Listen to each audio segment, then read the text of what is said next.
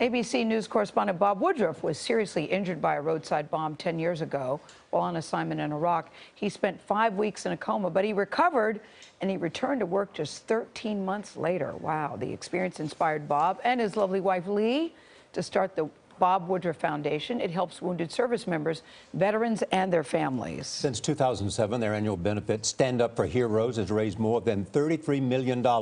It brings together some of the biggest names in music and entertainment. The event's 10th anniversary tomorrow will feature Bruce Springsteen, Jon Stewart, Louis C.K., and more. It's already raised more than $5 million. Bob and Lee Woodruff are with us this morning. Good morning. Good morning. Great to be here. Is that the best you could do in terms of talent? So mediocre. Good. Right, exactly. Yeah. Can I begin by reading this note that was a letter from you to him?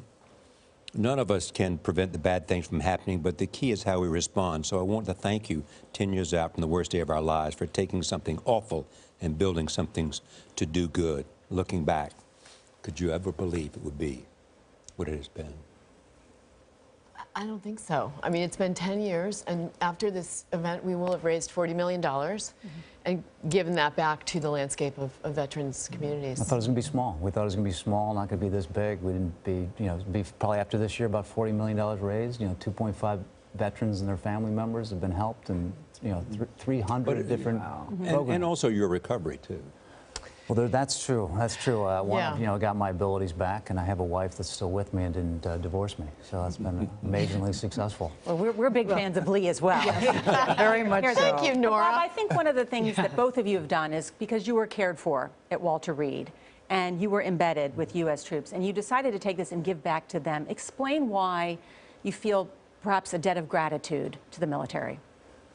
Well, I think everybody in this country, we know how much we owe for those that have served in these wars and risked their lives to accomplish what they have, in a world that the United States has remained vulnerable. We were invaded back in 2001. And they've done so much for people. It's also the most skilled military we've ever had, probably any military in the entire world, what they've been able to do. And part of that is there is no draft. Our kids don't have to serve. That's their decision. And the ones that are doing it, not only they're so good at it, but they're also the ones that have taken this risk for our country. You talk about, Bob, the anniversary of your Alive Day. I love how you characterize that. And you said that you actually can find happiness again. But what was it like for you to get from there to realizing, you know what, I can actually be happy again? Because it seems so overwhelming and so helpless and hopeless. I remember this story, as we all do at this table. I remember that story very well when you were hurt. Yeah, it's been a long path, but I think, just to have so many friends and so many, kids and my wife and my family, it's been coming back faster than we expected. I think, too, you asked about how we got here. I think being so privileged, Bob being a journalist and being injured on the job, as if any of you were, CBS would bring everything to bear. And so we had so much for his recovery. And we looked at the others in the hospital who were in the military who didn't necessarily. And we thought, no one knows this is going on. Everybody in America just assumes that our service members are taken care of when they come home. And 10 years ago, that was not the case. So what did you see, Lee, in particular that made you say, you know what, we got to do something about this? We saw empty rooms with young injured men and no family members able to be there, because that's not something we pay for as a government. And you recover with loved ones around you, right? That's your motivation. You hope that there'll be new things available to veterans, including IVF and, I've been really passionate about that. We've stepped out of our lane we're not an advocacy group at all, but I feel so personally passionate. Our twins are IVF babies, and I've made no secret about that, so I know the heartache of infertility, and we have told these service members come home injured and unable to have families, and the law says, sorry, we won't pay for that.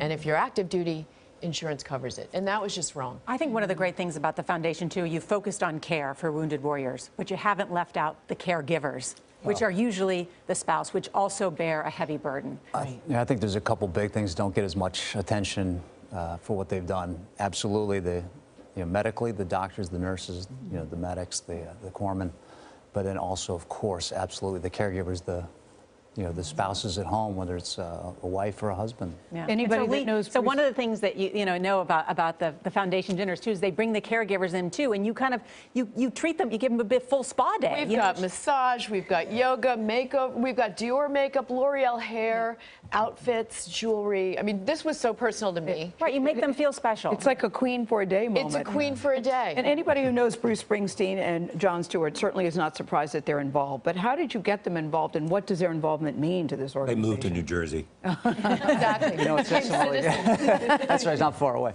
Early on the New York Comedy Festival, the amazing people from there saw some of the stories we're reporting on about a year after I came back, exactly the issues we're talking about.